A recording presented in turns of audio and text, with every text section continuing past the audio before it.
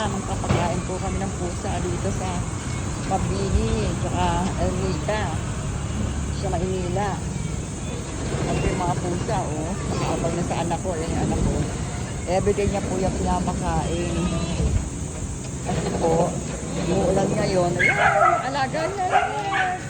Ayan, yung mga napakain niya, oh. Ang dami, oh.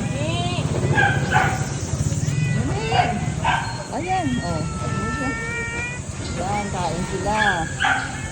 Ito, may dala kaming tubig. Tapos, ayan po yung cat food. Napakain ng anak ko yan. Everyday. Ayan pa si Muning. Dagdag pa si Muning. O, kain kayo. Isa. Ayan, ang aking anak ko.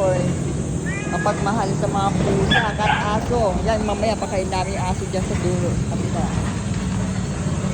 Ayan, o, kain na kayo.